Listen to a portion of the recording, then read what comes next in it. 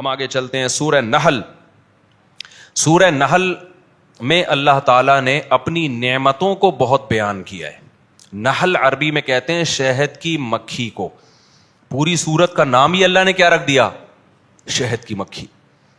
کوئی خاندانی بات ہوگی شہد کی مکھی میں؟ جو کریٹر ہے، خدا ہے، اس نے سورت کا نام کیا رکھ دیا؟ بولو، شہد کی مکھی. کوئی بات ہوگی نا. میری اور آپ کی نظر میں تو کوئی ویلیو نہیں ہے شہد کی مکھی کی. سائنسدان کہتے ہیں ایک مکھی ہے، چھوٹا سا سر ہوتا ہے، وہ شہد بناتی ہے. اللہ کہتے ہیں کہ تم اس شہد کو تو دیکھتے ہو جو مکھی بناتی ہے، مکھی کو بھی دیکھتے ہو. تم نے پوری سائنسدانوں نے تحقیقات کر کے شہد کی مکھی پہ کتابیں لکھ دی ہیں. ایک ملکہ مکھی ہوتی ہے، تو مزدور مکھی ہوتی ہے، پھر شہد کی مکھی یہ بناتی ہے، پھر شہد میں یہ ہوتا ہے. اللہ کہتے ہیں جس مقصد کے لیے میں نے مکھی کو بنایا تھا اس مقصد سے تم کیا ہو؟ غافل. شہد کی مکھی پہ کتابیں ہیں یا نہیں ہیں؟ پوری کتابیں ہیں. اتنی کائنات ہے شہد کی مکھی. لیکن اللہ کہتے ہیں اس مکھی کو دیکھ کر اور اس کے عمل کو دیکھ کر تمہیں بنانے والے کی طرف متوجہ ہونا چاہیے تھا. تمہیں ڈارون کے نظریے کو مسترد کرنا چاہیے تھا کہ یہ مکھی خود بخود نہیں بن سکتی. وَأَوْحَى رَبُّكَ إِلَى النَّحْلِ، تیرے رب نے مکھی کو سکھا دیا ہے. یہ مکھی کسی سیل کے نتیجے میں ترقی کرتے کرتے کروڑوں اربوں سال میں یہ خود سے اس شیپ میں نہیں آ گئی ہے، اور اس کے اندر جو سافٹ ویئر اس کی کھوپڑی میں انسٹال ہو گئے جس کی وجہ سے یہ دور دراز سفر کر کے اتنا بہترین شہد بناتی ہے، یہ سافٹ ویئر آٹومیٹیکلی اربوں سال کے نتیجے میں انسٹال نہیں ہوئے ہیں. یہ خود بخود ہو نہیں سکتا. اوہا ربو کا، یہ تیرے رب نے اس کی چھوٹی سی کھوپڑی کو یہ سکھایا ہے. نہیں یہی بات میرا خیال ہے سمجھ میں. آج ہم اللہ کی نعمتوں سے فائدہ تو اٹھاتے ہیں، سائنسدان بھی اٹھاتے ہیں، ڈاکٹر بھی اٹھاتے ہیں، لیکن خدا جب یہ کہتا ہے کہ ان نعمتوں میں خدا کو تلاش کرو، اس کام کے لیے ہمارے پاس ٹائم نہیں ہے. آپ کسی ڈاکٹر سے پوچھ لیں دودھ پہ ریسرچ کر کے بتاؤ، ایسی بہترین ریسرچ آپ کے سامنے پیش کر دے گا، آپ کہیں گے واہ بھائی واہ. پھر وہ کہے گا مولویوں کو پتا ہے اس ریسرچ کا؟ نہیں جی ہمیں تو نہیں پتا. مولوی جاہل ہوتے ہیں، تم کیوں فالو کر رہے ہو مولویوں کو؟ یہی ہوتا ہے کہ نہیں ہوتا؟ یونیورسٹی میں آپ کے پروفیسر صاحب آپ کو بتائیں گے جی ایکچولی شہد میں یہ ہوتا ہے، پھر یہ ہوتا ہے. پھر ڈارون نے یہ بکواس کی تھی کہ وہ بندر سے ہوتے ہوتے پھر شہد کی مکھی. پتہ نہیں شہد کی مکھی بندر سے بنی ہے کس سے بنی ہے. انسان تو بندر سے کہہ رہے ہیں بنا ہے، وہ کہہ رہے ہیں، میں نہیں کہہ رہا بھائی ٹھیک ہے نا. لیکن یہ کہ وہ مکھی کس سے بنی ہے تو ہو سکتا ہے وہ کہہ رہے ہیں ایک پودا ہوگا، پھر یوں ہوگا، پھر یوں ہوگا. کیونکہ جب خدا سے نفرت ہے، خدا کا انکار کرنے کی قسم اٹھائی بھی ہے، تو کوئی نہ کوئی لاجک اوٹ پٹانگ پیش کرنی. یہ کہتے ہوئے موت آتی ہے کہ خدا نے بنائی ہے.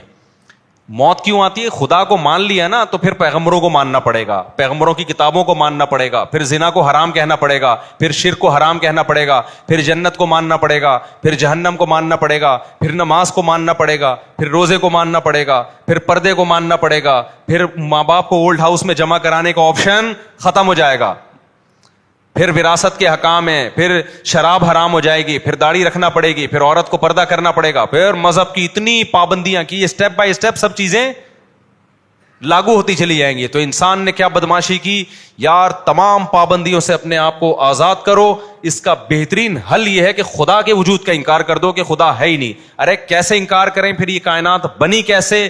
تو بول دو کہ یار ایسے بنی ہے، یہ ایسے بنی ہے. کہ وسیم بھائی کیسے بنے؟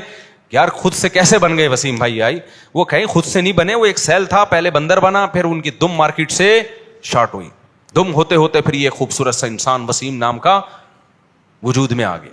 خدا کی قسم کھربوں سال میں نہیں بن سکتا. لوہے کو آپ زمین پہ ڈال دینا، کھربوں سال میں ایک تلوار خود بخود بن کے دکھائے، وہ نہیں بنے گا. وہ ایک مکھی نہیں بن سکتی. اللہ فرماتے ہیں یا ایھا الناس ضرب مثل فاستمعوا له.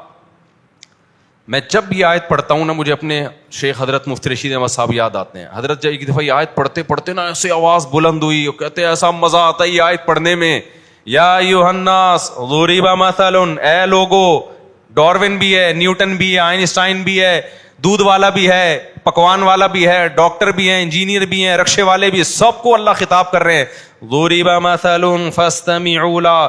اللہ کہتے ہیں ایک مثال بیان کر رہا ہوں، ذرا اس کو غور سے سنو.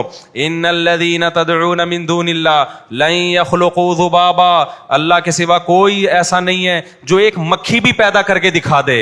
اتنی پیچیدہ مشین اس گندی مکھی میں ہے جو گندگی پہ بیٹھتی ہے. اس مکھی کی اللہ بات کر رہا ہے. ذباب اس مکھی کو کہتے ہیں جو گندگی پہ بیٹھتی ہے. اتنی گندگی پہ بیٹھنے والی مکھی کے اندر بھی ایسی مشینیں فٹ ہوئی ہوئی ہیں کہ ایسی مشینیں آج تک انسان نہیں بنا سکا ہے. جو کام لاکھوں کروڑوں اربوں سال میں انسان نہ کر سکا, وہ کام آٹومیٹیکلی خود سے کیسے وجود میں آ گیا. لن يخلقوا ذبابا ولو اجتمعوا له, ساری کائنات اکٹھی ہو کے ایک جاندار مکھی بنانے کی کوشش کرے, اللہ فرماتے ہیں یہ ممکن نہیں ہے. تو یہ خدا کا کام ہے بھائی, ایک گندی مکھی. اور شہد کی مکھی تو اس سے بھی زیادہ کیا ہے, ایک عجیب مخلوق ہے. تو اللہ فرماتے ہیں اوحا ربک, اللہ فرماتے ہیں سائنسدانوں کی باتوں میں مت آؤ, ڈارون کی باتوں میں مت آؤ, ہم تمہیں بتاتے ہیں یہ جو شہد کی مکھی ہے تیرے رب نے اس کو سکھا دیا ہے. اوحا ربک الی النحل ان اتخذی من الجبال بیوتا, کہ پہاڑوں پہ اپنا گھر بنانا. یہ آٹومیٹیکلی اس کی کھوپڑی میں نہیں آیا, یہ کس نے سمجھایا ہے, اللہ نے سمجھایا اس کو اونچی جگہوں پہ بنانا. ومن الشجر, درختوں پہ اپنا گھر بنانا. پہاڑوں میں بڑی بلندیوں پہ آپ نے دیکھا ہوگا, یوٹیوب پہ دیکھیں کتنی اونچی اونچی بلندیوں پہ شہد کی مکھی نے اتنے بڑے بڑے چھتے بنائے ہوئے ہوتے ہیں. وَمِنَ الشَّجَرِ, درختوں پہ بنانا. وَمِمَّا يَعْرِشُونَ, اور لوگ تیرے لیے کوئی انتظام کریں نا چھتا بنانے کا, اس میں بھی بنا دینا. جو لوگ چھتیں بناتے ہیں, لوگ بھی تو کرتے ہیں نا, شہد فارم ہوتے ہیں شہد کے. ثُمَّ كُلِي, پھر کیا کرنا, پھر تو کھانا. مِن كُلِّ الثَّمَرَاتِ, ہر طرح کے پھلوں کے رس کو چوسنا.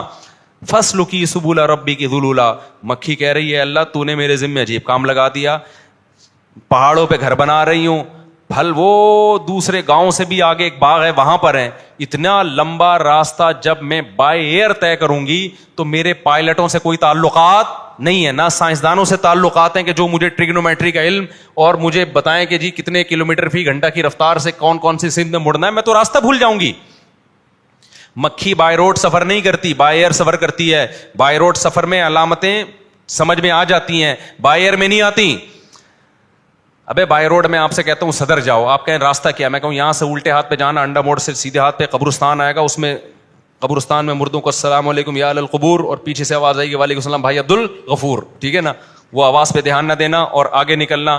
پھر W11 میں بیٹھنا یا 4K میں بیٹھنا نہیں, ویسے 4K میں اللہ کبھی دشمنوں کو بھی نہ بٹھائے. مجھے بچپن کا بیٹھا ہوا یاد ہے, ایک صاحب کی ریڑھ کی ہڈی ٹوٹ گئی تھی بیچاروں, اس وجہ سے نہیں ٹوٹی لیکن اس میں اس کا بھی دخل تھا. پھٹا بس میں بیٹھے کراچی کی, ان کی ریڑھ کی ہڈی میں پہلے سے ہی کوئی مسئلہ تھا.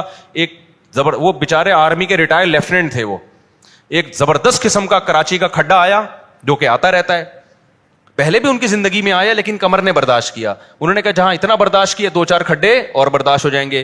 کراچی میں اچانک ایک اسپیڈ بریکر یا کھڈا آیا, بس اچھلی ہے اور پھٹے سے وہ بیچارے نیچے گرے. اس کے بعد کمر پکڑ کے بیٹھ گئے, اس کے بعد وہ دوبارہ اب تک نہیں اٹھے اور بیچاروں کا انتقال ہی ہو گیا, اللہ ان کی مغفرت فرمائے.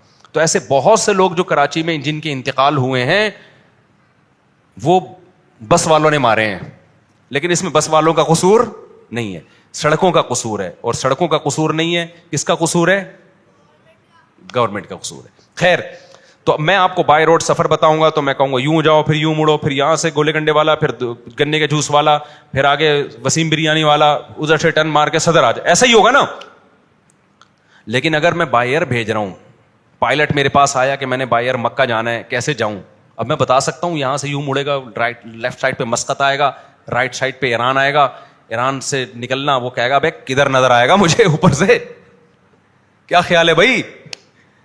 تو مکھی بائی روڈ نہیں جاتی, بائی ایئر جاتی ہے. اللہ کہتے ہیں میں تجھے ٹریگنومیٹری کا علم سکھاؤں گا.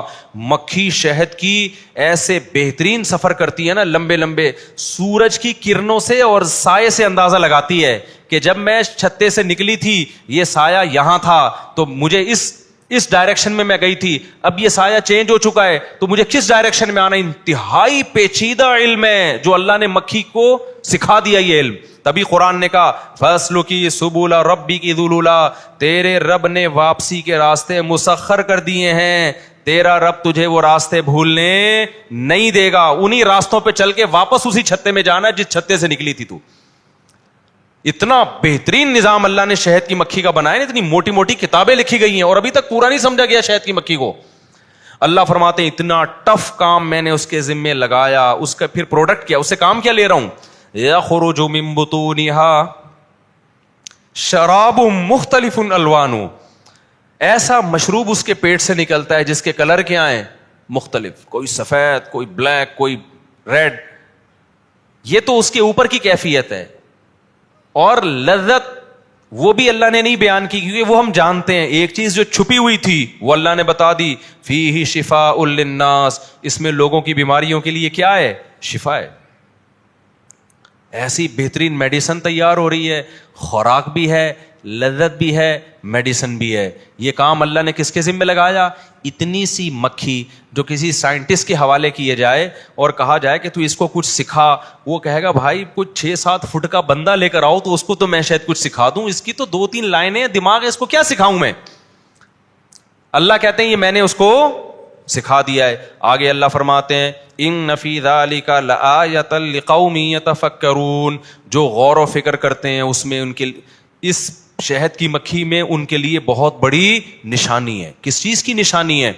اس بات کی کہ یہ کائنات خود سے نہیں بنی، اس کائنات کو کسی نے بنایا ہے، مکھی بن نہیں سکتی. نمبر 2، جس نے بنایا ہے وہ صاحب کمال ہے، کوئی ایسا کمال والا بولو نہیں ہے. نمبر 3، وہ بڑا پاورفل ہے، جو چاہتا ہے کر گزرتا ہے. نمبر 4، انسان کے ساتھ بڑا مخلص ہے، بڑا رحم کرنے والا، کہ انسان کی خدمت کے لیے کیسے کیسے جانوروں کو کیا کیا سکھا کے ان سے کام لے رہا ہے. ہمارا خیر خواہ ہے، وہ ہمارا دشمن نہیں ہے، ہمارا محسن ہے. تو یہ تمام باتیں ایک شہد کی مکھی میں اللہ نے بولو چھپا دی. تو اس لیے اللہ نے سورت کو نام کیا دیا؟ نحل کا نام.